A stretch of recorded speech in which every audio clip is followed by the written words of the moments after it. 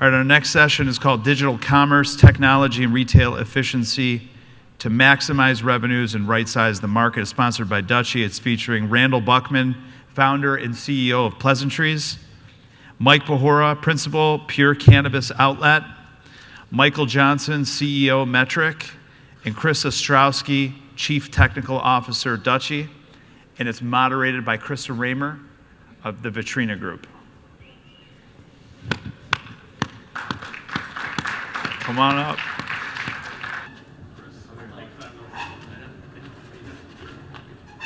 Hi, everybody. My name is Krista, as Derek just so kindly introduced me. And when we started talking about this panel, I was thinking a lot about how do we set the stage for where we are in the market. Now, if we just heard any of the previous speakers, I think it's a little doom and gloom. But let's talk about the logistics of what this actually looks like. One thing that I have heard continuously is pricing compression is impacting this market, but what on a store level basis does that look like? And so we're gonna dig into store level pricing compression, the efficiency of revenue, and what role e-commerce will play as we move forward in the industry. And so when we think about pricing compression specifically, there is obviously the price per gram, and that reflects in things like if we look at packages that are an eighth from 2 years ago versus an eighth today. But one of the most under-discussed opportunities within pricing compression is the shift of customers from purchasing eighths to pre-rolls. And so if a customer who was purchasing eighths 2 years ago was purchasing two, this year they're purchasing an eighth and two pre-rolls, and that necessarily isn't adding up to the same amount of weight. And from a dollars perspective, this is incredibly impactful from an average per customer. So Michael, maybe let's start with you from a Metrc perspective. You would firsthand see some of this movement from an inventory perspective. How has your view of the movement of inventory around pricing compression impacted maybe over the last 2 years? Yeah, I think Michigan is a really important market in terms of validating and seeing how different products and pricing is going to move around, and the different types of innovations and different types of ways products are being sold. Just like any mature market, as you reach a certain level, you're going to start having a lot of saturation, and naturally you're going to have that kind of supply and demand dance, so we can get to an equilibrium. We see the data. We try and be as supportive as we can. We're obviously not really taking much action on that data, but we certainly recognize and see where you're at as operators in that space. To that end, seeing as how we're not obviously adjusting or impacting price, our focus has been about making it easier to work within Metrc, making it easier for you to have a more streamlined experience, and overall take some of the money that maybe is going out of your pocket for employees, spending more time in the system, and really giving that back to you. Something we're very excited about in Michigan in particular is a new product called Retail ID, which is completely free to you and enables significant streamlining in how you touch individual items, integrated into Dutchie, as well as other major point-of-sale vendors. We're incredibly pleased to see that we're saving, on average, from the back office of each dispensary, about a minute per item. This ends up being, for many of you, more than 2,000 hours a year, and an entire person, perhaps your lowest paid person, but you're still saving more than $25,000 a year, which is remarkable. So I can't help with the pricing, but we can certainly try and be as supportive as we can to help streamline your operations. Mike, when we were discussing this panel, we talked a lot about different types of product movement within stores. You have a border location that has been impacted by the change in time in terms of product format, for example, and sell-through. On a day-to-day, what does this look like within the business today? Maybe I'm not understanding the question. The shift from eighths to pre-rolls. What type of, We haven't seen as dramatic of a shift as some of the other locations, and I think primarily because you can, at least at our store, you can get an eighth for $10, $7, but we still are selling quite a bit of pre-rolls. for us, the amount of pounds that we're selling every month is relatively the same. But to your point, it's in lesser quantities. But I don't know how to put this, but the customer buys what we tell them to buy, in a sense. They'll buy what's on sale that day. They come in and ask, what's on sale? What deals do you have? They don't come in and ask for specific brands, for the most part. For the most part, they are asking what's on sale, and whatever we want to put on sale that day is what's going to fly off the shelves. So I think we might be an outlier, especially being at a border store, and our model is a little different than some of the other retailers. We're more high volume and lower pricing, but certainly we've seen a shift to pre-rolls because it's more affordable. Randall, you have a very different operating structure. Pardon me? You have a very different operating structure when you think about efficiency of SKUs and creating revenue with those efficiency of SKUs. Can you give us what that looks like for you? I think our approach at Pleasantrees is probably a polar inverse of Mike's approach. And I wouldn't say it's necessarily, definitely uptrend in pre-rolls being bought over time. That's very easy to see on any data set that you're looking at. But there's other challenges to just say a pre-packed eighth. I think there was more brand equity. People cared more about brands. There were a lot more brands that were pre-packaged. I think the transition is not necessarily to pre-rolls. It's to the consumer. Let me back it up. What happens in a pre-packed eighth is you can destroy customer loyalty and trust with one or two bad batches. And when you do that, now the customer no longer trusts that brand, doesn't want to buy something in a bag that they can't see. And I think the biggest transition has been towards more deli style, where the consumer wants to see the product, and that's not necessarily a pre-roll, but the percent of product that's moving through deli versus pre-packed is certainly an inverse, line graph. From a customer path to purchase, the price points are incredibly important for them to understand the landscape of both where they might be choosing to shop, as well as what the pricing within one specific location looks like. Chris, as we are moving forwards with things like e-commerce, how does this start to show up more? Although we know that our customers are looking at shopping online, what is the evolution? What do you see as the biggest, greatest opportunity in 2025 as we think about the e-commerce experience for the customer, specifically in reference to things like how do we combat pricing compression? How do we combat excessive discounts and promotions? Yeah, I think what every retailer is ultimately looking for is repeat purchase behavior, right? They want customers coming back. There's a lot of tools in the tool chest to accomplish that. I think historically you've seen a lot of those tools be really all about hurting the bottom line, right? So whether it's driving down prices, discounting, loyalty programs, all of these things that, while they can at times drive customer loyalty, the retentive properties of those strategies is fleeting. What we would like to see, change, and what we're investing a lot in, is the power of creating real consumer connection through technologies like personalization.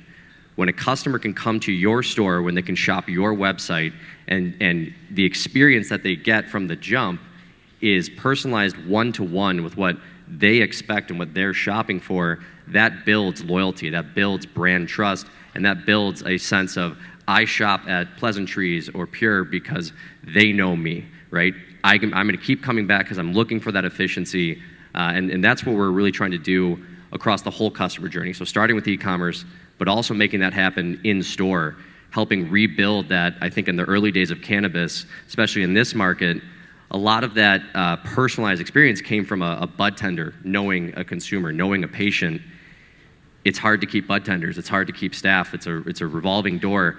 So you over time have eroded the possibility of having that connection and having that connective tissue. We also know there's a chance here to use all the data, all the customer information, that we have inside our systems, inside the point of sale system, inside the e-commerce system, to give your staff the opportunity to start that conversation, from a position of knowledge, from I know what Krista likes because Krista shops here, so I can make the best recommendations, and I can perform the best in my role as a bud tender. Personalization is a big topic and something that has shown up outside of the cannabis industry now for more than 10 years in anticipating what a customer might be looking for and providing relevant recommendations at the right time and at the right place. One of the key areas to be able to do that, though, is to be ensuring that you have clean data. And so, Michael, I don't know if you have a view of this, but I would be interested to get your perspective on what that has looked like in terms of retailer data cleanliness over really the last 2 years as an evolution to better understand the reporting that they might be looking at to understand their customer behavior. Yeah, so the data that you put into Metrc is the data that you choose to put into Metrc, and it's not any different than any of the other systems that you work with. And the big problem with data cleanliness is the ability to go back and actually be able to make sense of what happened in the past, because you're busy. Everybody's running forth, trying to run your business, trying to be as profitable as you can. And one of the major challenges that a number of you as operators face, and we hear it time and time again, is a lack of consistency and standardization across the product identification. There's a product catalog issue, and there's lots of folks out here that have solved it. Dutchie certainly is a great tool. Is it a tool? Is it technically a tool? Sure. It's a solution. It's a solution, but it still creates a lot of challenges, because when you bring in, at a dispensary, when you bring in inventory, you're gonna possibly, it could come with a standard SKU or standard identifier. It could be something that you're going to modify on your own. It could be whoever is responsible for intaking that inventory just fat-fingered something. And it makes it very difficult for you to compare across stores, across time periods. Certainly if you're a processor or a brand, certainly difficult for you to see and get a better sense of your sell-through data, and certainly makes it difficult for any sort of vendor managed inventory or consignment scenario.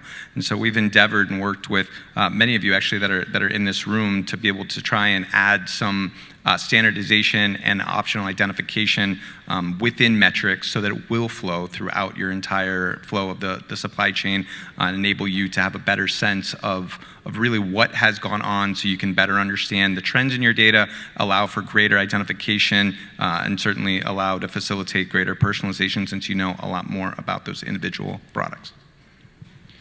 Randall, I feel like this is something that you invested time in thinking about years ago, that you're probably starting to see most of the benefits of today. What is one part of the data or the data point a couple of years ago that now you use on an everyday that you didn't anticipate? What's a point that I use every day? I think data normalization across catalogs. It's one thing inside of your enterprise, and that's difficult but extremely important. Especially if you're a vertical enterprise like we are, we're multi-dimensional, multiple grows, multiple processors, multiple retail, and then a robust wholesale business. So making sure that you're normalized through your entire supply chain yourself, and then you take that and you take that to the second dimension of now let's start to overlay external data to that and making sure that's normalized. And the point of the data is only as good as what people put in it. That's very true. And I think one of the best examples of that would be, say, like a scrape data, like a pistol data, where you're actually, if you're looking at raw data from pistol, you can see that how terrible and how messed up most catalogs are, because you're getting a real glimpse to the catalogs of whatever state or whatever region or whatever segment you're looking at. And to take that into, I spent a little while trying to algorithmically have that normalized through category theory, but I eventually just hard keyed it, and then once you hard key it, it's like, okay, now we can look at see what actually we can do to have this category flow automatically. So now anytime somebody changes something, it will come into our system.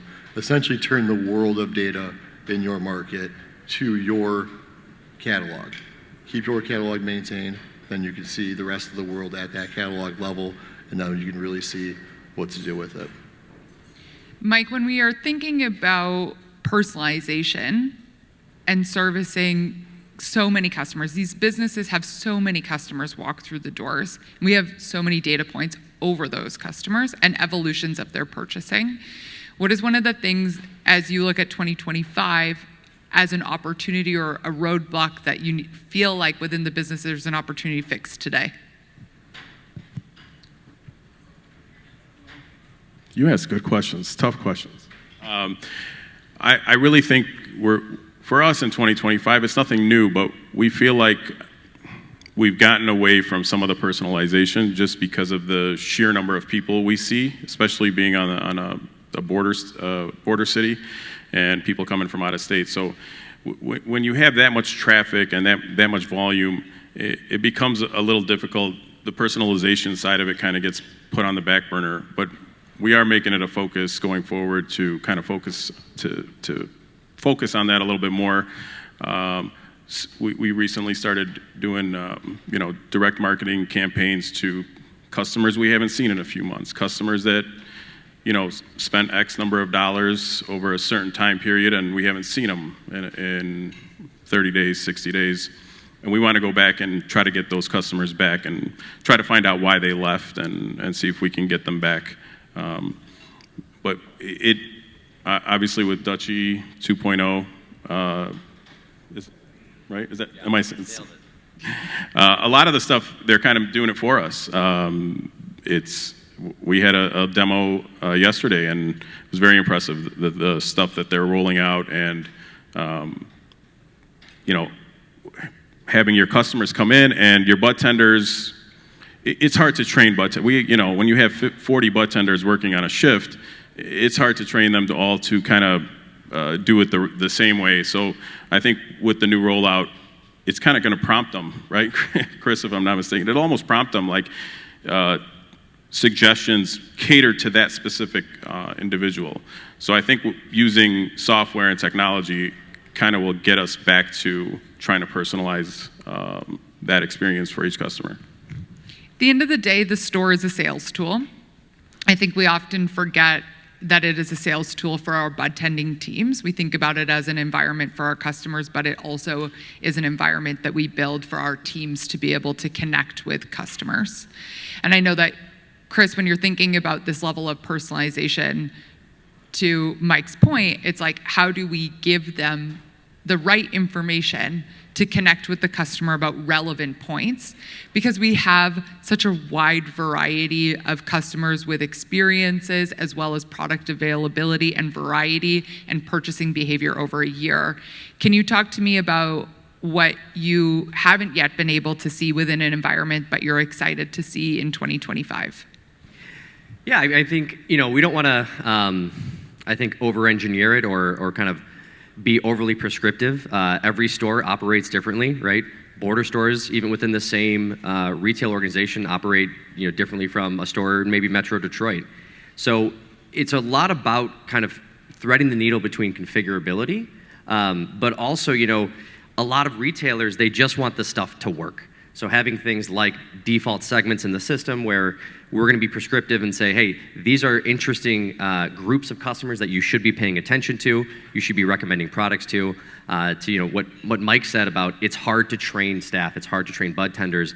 There's a lot of interesting new technology that's going to be really coming into the cannabis technology industry, like generative AI, large language models, where we can actually create scripts for your staff, really just making this a much easier process. We don't see a world where we want to completely remove bud tenders. I think cannabis is really built on a human connection, right? It's an end product that is meant for human consumption. We don't want to remove the human aspect and the human connection, that really this industry was created on top of. So it's more about superpower, giving those bud tenders superpowers, right? Supercharging their, ability to connect with the customer, to make relevant recommendations, and to go back to, just data cleanliness. It's kind of crazy that this industry is where it is. I mean, some estimates put it at $40 billion industry. And there's literally no such thing as UPC, right? There's not standardization anywhere in this industry. And of course, you can look at that and put it through the pessimistic lens of geez, yet another hurdle, yet another roadblock. But I also choose to kind of look at these things and go, what an opportunity for us as a industry to find some of these areas of opportunity where we can really drive a lot more efficiency. The amount of labor hours that go into correcting incorrect data, cleaning up duplicate data, just trying to understand what the fuck is going on in my store. It's absolutely absurd. There is so much more that we can be doing. That's why we're excited by a lot of the tools that companies like Metrc are bringing to the market. We're investing in a lot of the integrations, and we got to work together as an industry. We always say the retailers, the suppliers, the wholesalers, processors, everybody in this industry, it's only going to get better. It's only going to thrive if we're working together. The same is true inside of the cannabis technology landscape as well. We have to work together with our partners. We have to drive some level of standardization, or we're just going to kind of keep waking up and having it be Groundhog's Day with problem number 452 in this industry that we haven't done anything about. So 2025, we do expect to make material changes across the entire cannabis landscape where we're going to find efficiencies that are not obvious. We're going to be able to push the industry forward by just doing things like standardizing data. How do you think that, Randall, how do you think that will impact the way that the customer shops online? Because part of this is how do we keep it clean for reporting, but another part of this is how do we keep it clean for the customer to make decisions and see the information presented online as well? Well, assume I've moved past the data cleansing since I started that years ago, and that's a long road, and hopefully somebody else figures it out so nobody else has to take that road and gives it to them. But assume you have your data cleansed. The one thing I haven't heard here that on the conversation of personalization is we're looking at who's buying what did you buy, how many times did you buy it, are you recurring on that item, and that's data that can come from transactions, et cetera. But what I'm not hearing and what I envision as kind of the future, I was talking a little bit to Alex about this last night, is the ability, now we have the ability to put a QR code on the bottom of a receipt. If that QR code could carry with it the transaction ID, now I have customer ID, now I have all the items, I know exactly what you bought. Now, if I could bump that customer in 2 days, 3 days, 5 days, how did you like this item? Have some pre-filled fields where it's actually databasing those items and what they bought. I can start to matrix cannabinoids, the preferences, so you're actually getting the feedback data from that consumer versus just watching their transaction data. How did you like it?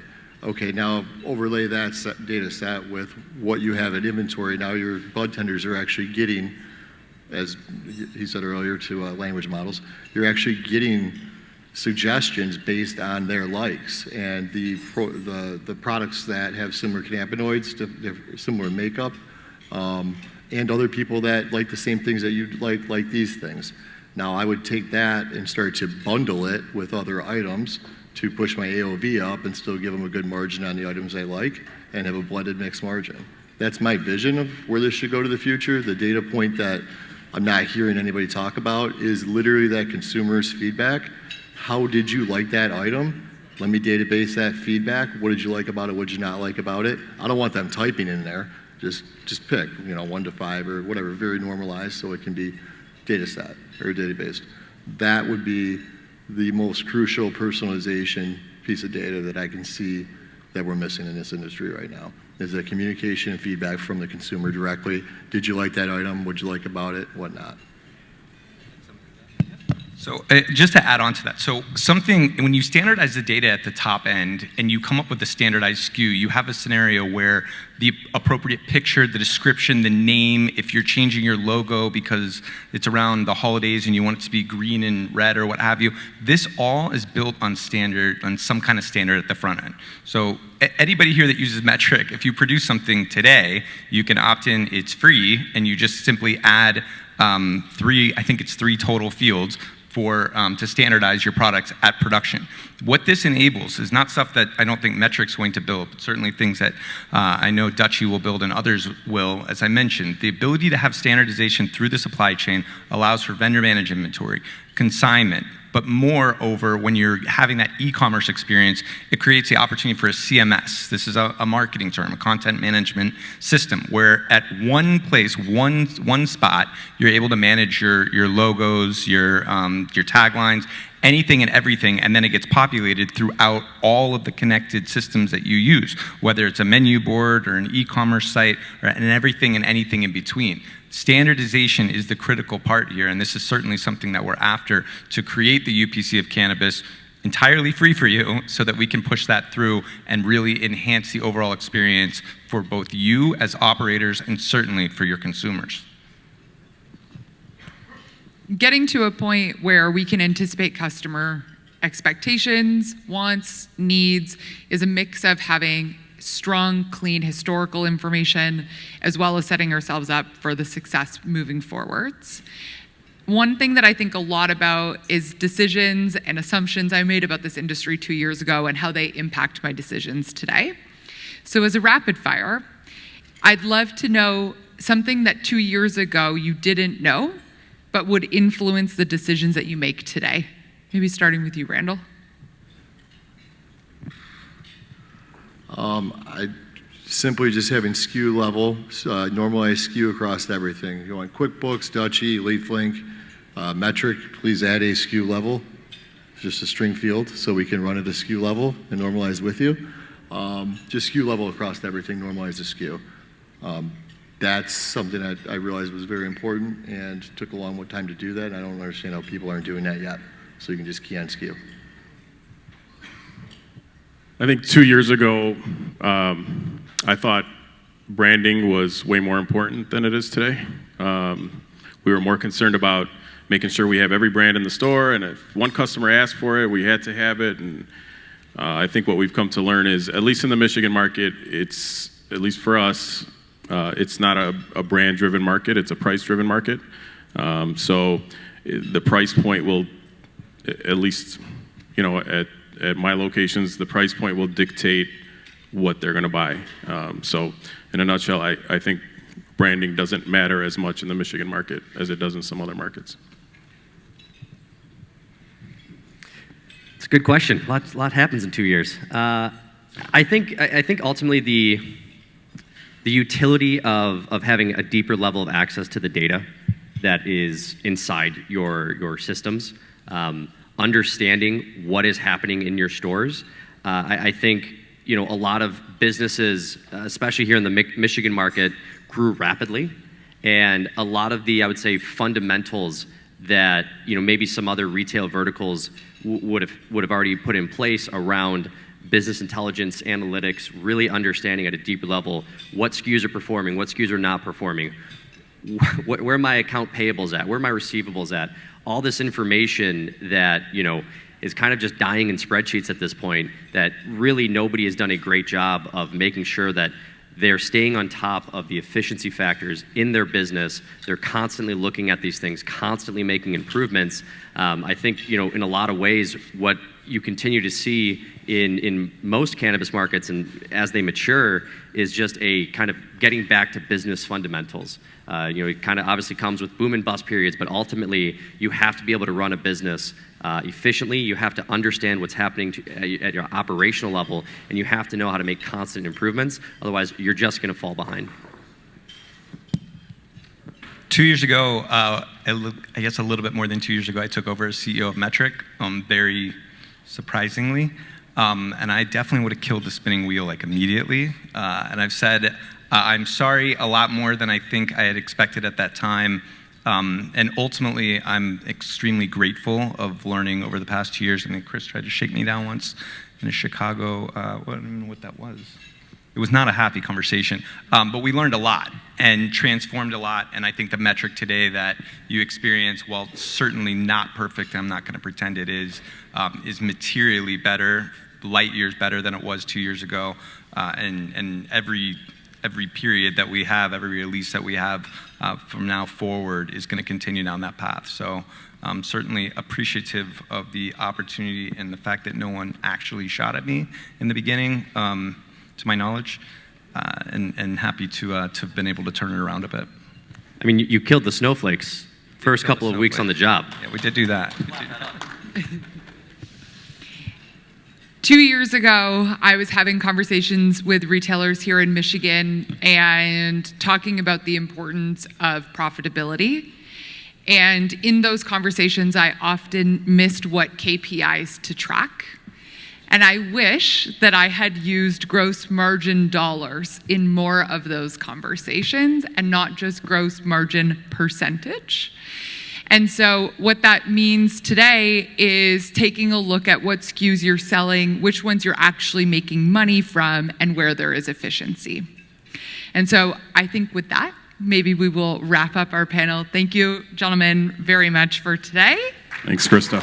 Yeah, thank you very much, Krista. Let's make some power connections. Nice. Good plug. How about a round of applause?